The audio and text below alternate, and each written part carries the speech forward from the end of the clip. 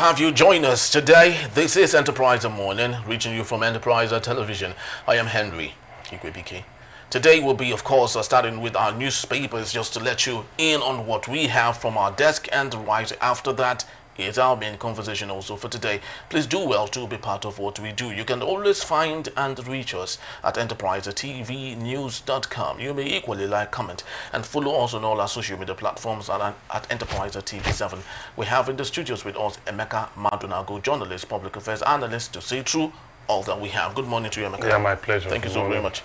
All right, let's start off for today, interestingly, with the first newspaper on our desk, and that is The Punch. On the big story here, we have 2027. Obasanjo Atiku orders meeting, no threat, says APC. And on the bottom strip here, we have Edo Tribunal, Okpebolo, closes defense as lone witness admits overvoting, while Rivers' withdrawal. Supreme Court appeals against pro-Wike lawmakers, and that's coming from Fubara. Our talking point this morning will be on 800 surrendered Boko Haram militants undergoing deradicalization, and that's coming from the DHQ. You can catch up on that on page 20 of the Punch newspaper. Now let's have a conversation, Emeka. A situation where every now and then we still have insurgents killing our gallant soldiers aimlessly, and at this point we still have the same military as an institution doing what they call de-radicalization of insurgents that end up allegedly still get to kill our gallant soldiers. Does it really make any sense? Yeah, well, de-radicalization is one of the tenets of the military. I mean, one of the strategies used by the military, in warfare. And so when you de-radicalize, you try to find, elements, those insurgents who are not deeply into the reasons why they are, engaged in such a campaign. And then those ones who are willing to, find a new life, who are willing to start a new life, who are willing to stop the violent campaign, the destructive campaign, who are willing to, stop killing soldiers, civilians, security officers, vigilante officers, yes, so it's a strategy, but you see, the problem is that such a strategy is a ticking time bomb, because as our experience has shown, it's not all those who went through the deradicalization program that turned out to be sincere with it. Yes, because I wanted to ask on that particular issue that, of course, there are no psychological tests, proven tests, to show that you can actually unearth what is in the mind of anyone. No, there are. They go through counseling, they go through psychological tests, they go through psychiatric tests, Then, of course, it's a complete package, actually, because, in the military, you have people from different fields. In the medical corps, excuse me, you have people who are psychologists, psychiatrists, you have a trauma specialists, and then people who know how to, also speak to issues about, radicalization. That is when the fight is not ideological, because the fight Boko Haram against the nation is. It doesn't matter whatever. It doesn't matter whatever it is, as long as the point is they have levied war against the nation. That is what the law says, that they declared war on the nation, and so that's what insurgency really is. Levying war against the nation. And with that, we can't peruse into the intent of that. The intent is to bring down the nation. That's the simplest definition. The intent is to bring down the nation, to impose their will on the nation. I mean, what is Boko Haram? That book is haram. That book is forbidden. That education, Western education, is forbidden. And so what do you find? They go into these things because this ideology has been fed to them. Now, there are two key reasons, behind Boko Haram: ideology and poverty. Ideology, which, by the way, stems from poverty. Initially, it was, a situation where even graduates were tearing their certificates, and then, they believed that, wait a minute, that Western education was polluting their minds, was teaching them, things that were against their faith and all of that. But gradually, it began to permeate the grassroots, to people who, really had no choice in life, who were poor, and then for whom, Boko Haram really went in, recruiting people, giving them as little as 1,000 naira. That was some years ago, maybe like 10 years ago. Giving them like 1,000 naira. So, and these were people, who just felt that, well, heads or tails, they lose. If they accept Boko Haram, well, it's a passport to damnation. If they don't accept Boko Haram, well, hunger is a constant companion that can, send them to the great beyond. So, so that's what Boko Haram really exploited. And for somebody who is hungry, for somebody who is really, in the throes of hunger, want, a man who hasn't seen food eating in 2 or 3 days, many a time when you lure him with what looks like redemption, he will be very willing, to follow along with you. And the thing is that insofar as that source, can continue to guarantee, the supply of food and other necessities of life, you see them joining in it.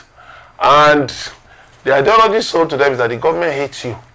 The government wants to force you to adopt Western education, to ruin your life, to make you, not to be, a true adherent of your faith, and all of those things. And so, a lot of these people are largely ignorant. And so they believe these things. When these things are fed to them, they believe them. Now, the question is, how about soldiers who have lost their lives? What's going to happen to their families? When you deradicalize these elements, you are giving them a reprieve, from prosecution, but how does it balance justice, But again, you look at another plank, to it that says an eye for an eye will make the whole world go blind, So that's why you see that the law also, has a provision for, pardon, for reprieve.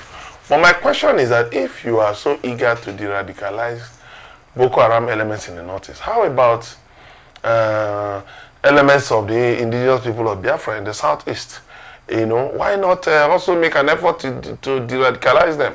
Because they're also driven by ideology and poverty, by a sense of, a feeling of injustice, a feeling of, neglect, a feeling of marginalization of the Southeast.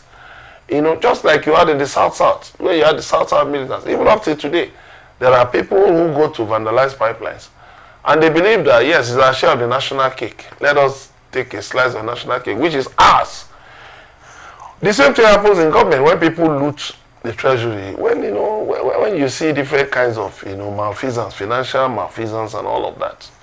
So, I think what is sauce for the goose should be sauce for the gander.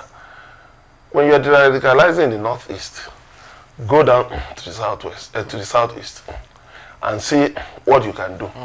And see how you can use these elements, as forces for change.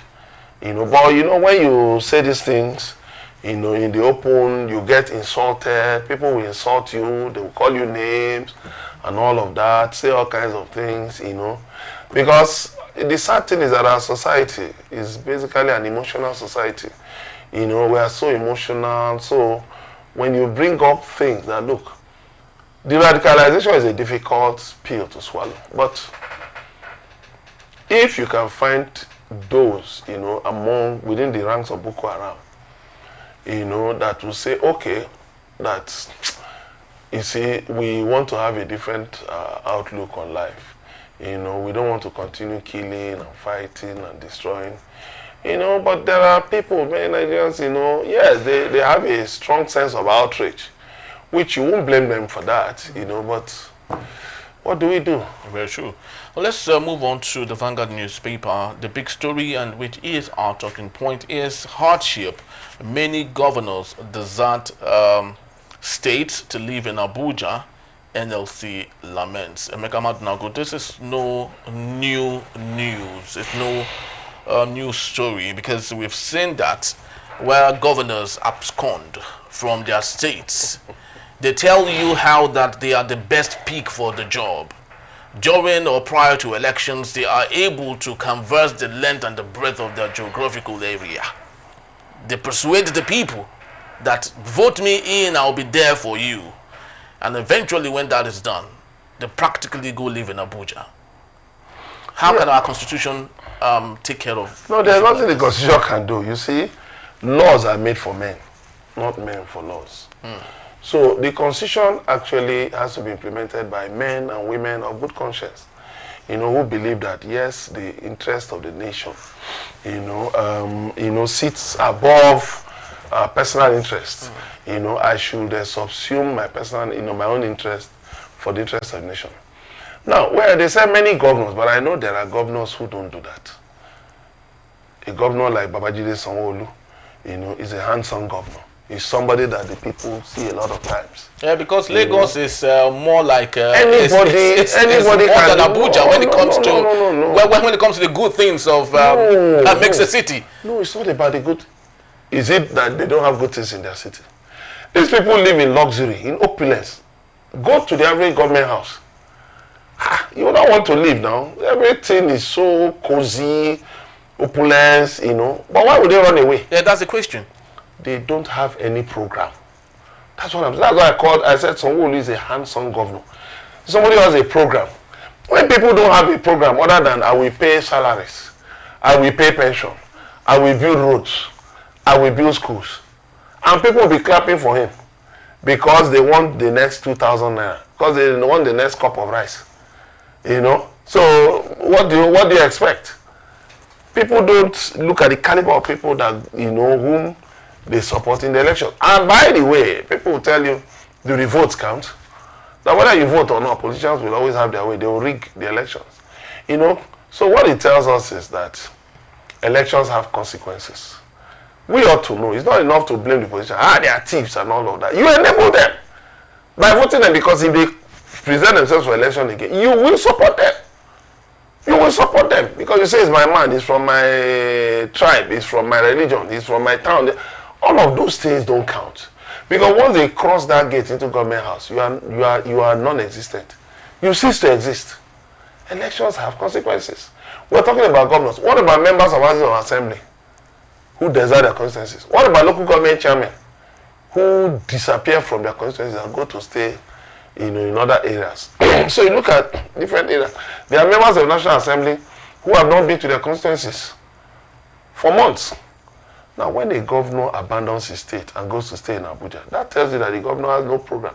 And you think our constitution cannot be amended to halt such what will the constitution say? Because it's about doing the best for the people. It's about, because we can't have an even development when people abscond from their places. You know what the constitution has done? Leadership. What it has done so far is that it's in the case of the National Assembly legislature that says that as a member of the legislature you are obligated that the legislature will sit for 181 days in a year, and that you must attend a number of sittings, or else you should be suspended from the legislature, from the parliament.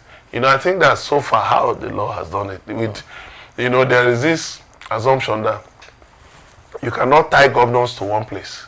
So you see some governors. In fact, there was a governor who was known to be, to be traveling all over the world. That anytime the state executive council wanted to reach him, they will pack files in a bag and give his PA. Then the PA will be tracing him from country to country. Yes, from country to country.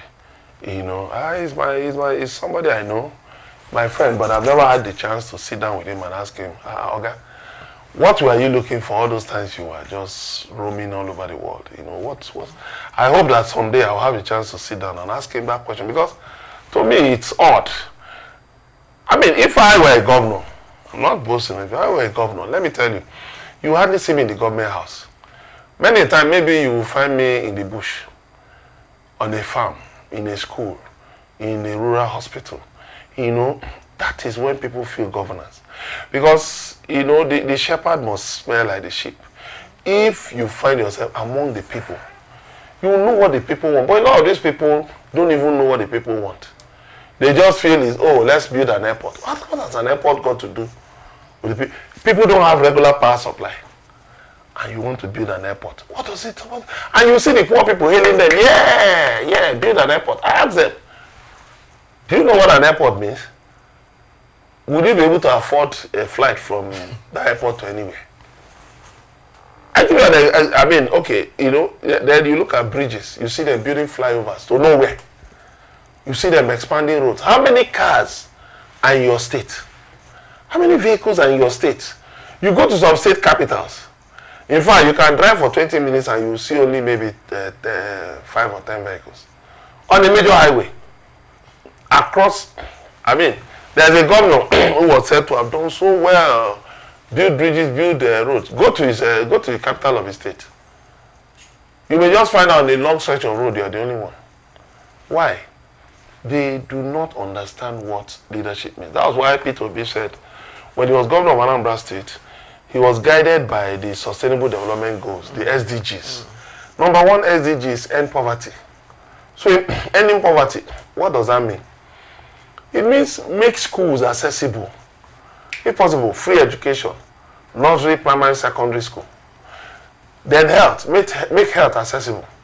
Let women go to hospital and deliver freely. Even though I know that may, you know, have its own maybe counterproductive, because it means that trigger the opportunity. The men will now, that is,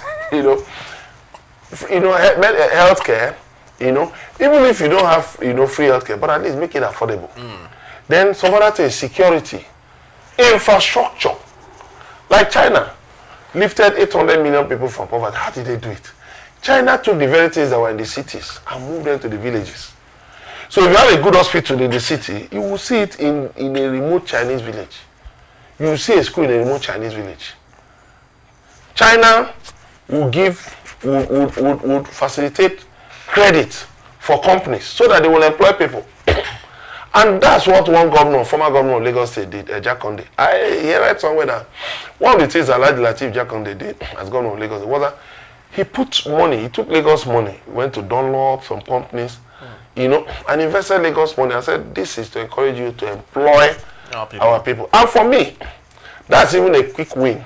It's a low-hanging fruit. So instead of the money you put into security votes and all the higher talks, take that money.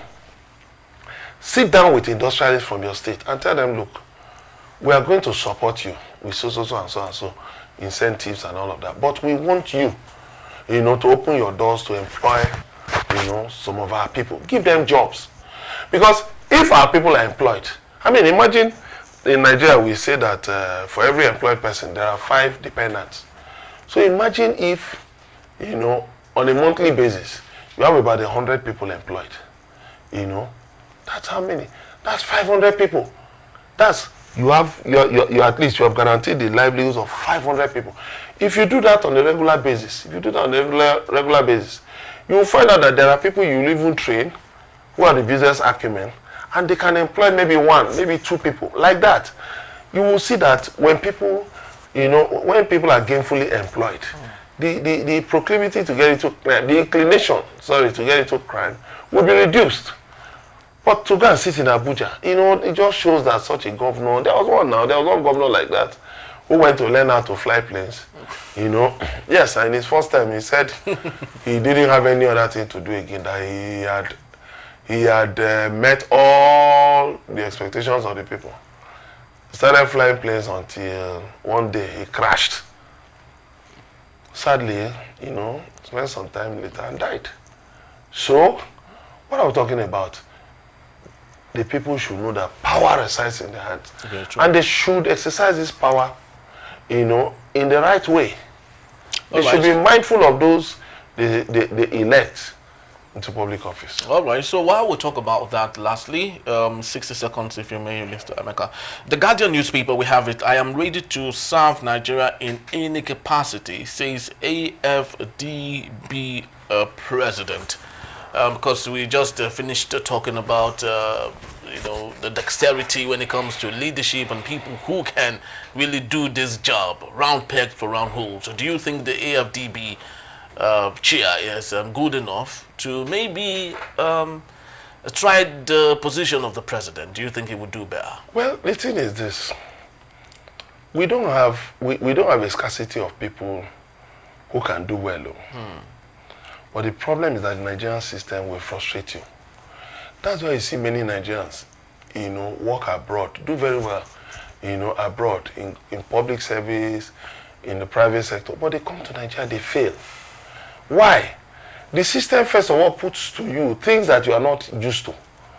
You can imagine when Professor Deradicalization Green was Minister of Health, and some civil servants came to her and look, Prof, Mama, look at this money, is your share now?